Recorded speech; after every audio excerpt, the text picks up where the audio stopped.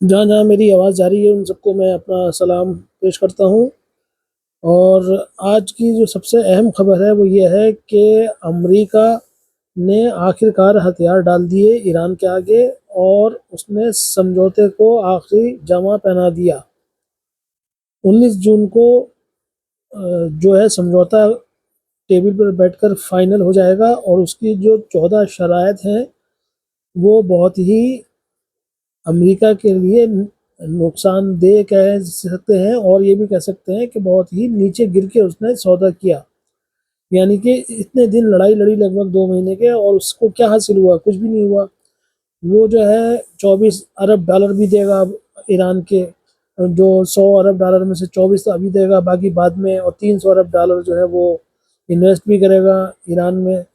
तो आखिर फ़ायदा क्या हुआ? ऐसा सब क्यों हुआ? तो दुनियावी हिसाब से देखा जाएगा तो ये कह सकते हैं आप कि चाइना और रशिया ने उसकी मदद करी ईरान की, और वो इस रणनीति से लड़े कि उसमें कामयाब रहे। लेकिन एक दूसरा पहलू भी सोचें, जिसे कहते हैं कि कुदरत का निज़ाम या ऊपर वाले का इंसाफ जिसको कहते हैं। अब अमेरिका ने जो है, अभी आपने हाल में देखा होगा, वेनेजुएला के राष्ट्रपति को बेडरूम से उठा के ले गए और उनके मुल्क पे कब्जा कर लिया और अपना जो कठपुतली सरकार है वो वहाँ पे बना दी और वेनेजुएला के तेल पर पूरा कब्जा कर लिया, अब अपने हिसाब से बेच रहा है। उधर कुछ टाइम पहले आपने सुना होगा, उसने ये कहा था सबने कि कनाडा जो हमारा जो है वो स्टेट बन जाए, वो कनाडा, और फिर उसको भी कहा डेनमार्क को ग्रीनलैंड जो वो हमें मिल जाए। और ब्रिटेन को भी कुछ कहा था इन्होंने। तो पूरा यूरोप भी इनसे नाराज चल रहा था और जो इनके जो दोस्त थे वो भी इसमें नाराज चल रहे थे। और इन्हें अपने ताकत के घमंड पर इतना जोम हो गया था, इतना गुरूर हो गया था जिसकी कोई लिमिट नहीं है। पूरे गल्फ में तो इनके मिलिट्री बेसिस थे। 80 देशों में 800 इनके मिलिट्री बेसिस हैं, अमेरिका के 80 देशों में। लेकिन अब पोजीशन ये आ गई है जैसे एक टाइम में रशिया के जो फौजी अड्डे थे पहले, जो कोल्ड वार चल रही थी उस टाइम में, तो जब वो रशिया टूटा तो उसके बाद सारे अड्डे उसको बंद करने पड़ गए और निकल के फिर रशिया वापस हो गया था हर जगह से। यही पोजीशन अब इस टाइम अमेरिका की है। अब वो भी मिडिल ईस्ट से अपने फौजी हटाएगा और लगभग तैयार भी है इस बात के लिए। और जो उसका फौजी धमक थी कि ईरान की रिजिम चेंज कर देंगे और ये कर देंगे वो कर देंगे, तो सब सारी इज्जत जो थी वो खाक में मिल गई। और इन लोगों ने इतने जुल्म किए हैं इराक में, सीरिया में, ईरान में, अफगानिस्तान में, गाजा में लाखों लोग मार दिए। अमेरिका उनकी पुष्ट पनाही पर था और इसराइल के साथ खड़ा था। आज ऊपर वाले ने अपना इंसाफ दिखाया और उस अमेरिका के आगे तो ईरान की कोई ज़्यादा वैल्यू नहीं है ताकत के हिसाब से देखा जाए, तो उसने एक छोटे से देश से अमेरिका को शिकस्त दिलवा दी। ये है कुदरत का इंसाफ जिसे कहते हैं।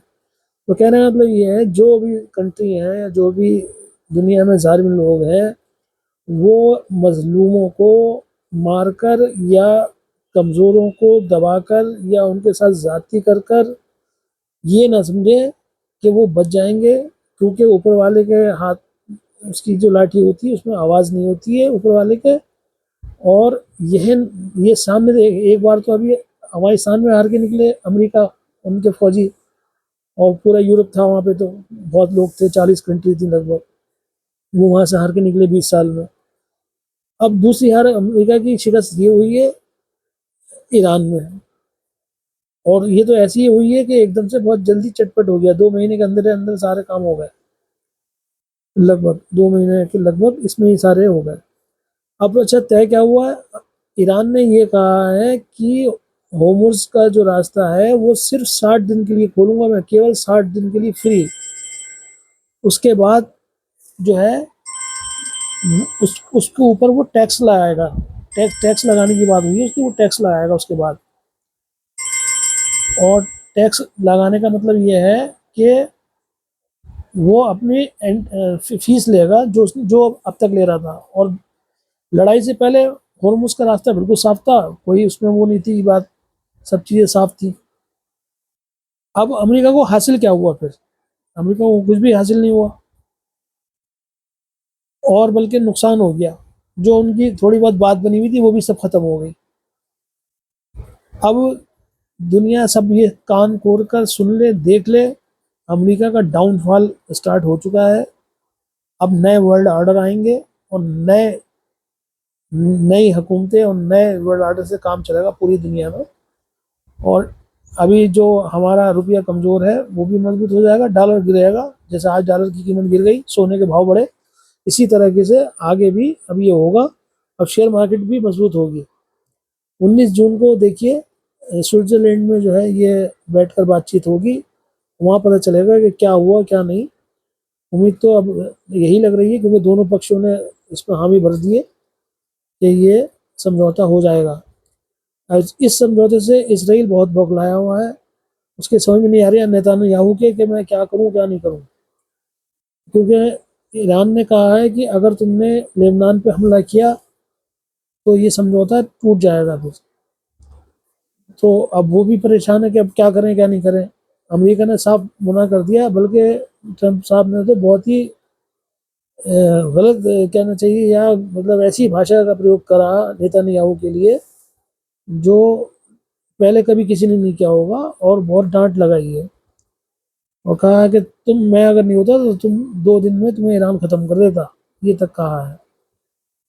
खैर, कहने का मतलब ये है, जो लोग भी, जो कंट्रीज या जो भी लोग दुनिया में जुल्म करते हैं उनका आखिरकार यही अंजाम होता है। तो इसलिए मजलूमों को, बेसहारों को, और नाइंसाफ़ी ना करें किसी के साथ, किसी के साथ ज़्यादती ना करें। ऊपर वाला सब देख रहा है। अगर आज आपके पास पावर है तो इसका मतलब ये नहीं है कि आप जो चाहें उसका गलत इस्तेमाल करें। पावर तो रावण के पास भी थी, क्या हुआ फिर? है, पावर तो बहुत बड़े बड़े हिटलर के पास भी थी, क्या हुआ? हिटलर का देखें क्या हुआ। अब पावर अमेरिका के पास भी थी, अब उसका क्या हुआ? वियतनाम में क्या हुआ देखा आपने, अफगानिस्तान में क्या हुआ, और अब यहाँ पे भी देख लिया क्या हुआ। तो इसका पावर होने का मतलब ये नहीं होता कि आप जो कहें वो फाइनल है और वो वही सही है। नहीं, इंसाफ से चलना चाहिए। अगर ऊपर वाला पावर देता है तो वो इसलिए देता है कि आप लोगों की भलाई के काम करें, इंसाफ कायम करें, ये नहीं कि नाइंसाफी कायम करें आप। अब देखिए, 19 जून का इंतजार करिए। उम्मीद यही है कि शेयर मार्केट भी बहुत ऊंची जाएगी, आज भी गई है लगभग 800 पॉइंट के लगभग सेंसेक्स उठा है, 700 या 800 के बीच में। और आगे भी उम्मीद ये की जा रही है कि वो बहुत अच्छी जाएगी। अब जिन लोगों का इसमें इन्वेस्टमेंट है, अब उनका टाइम आ गया। जिन लोगों ने नुकसान उठा लिया काफ़ी, अब उनका टाइम फ़ायदा का है।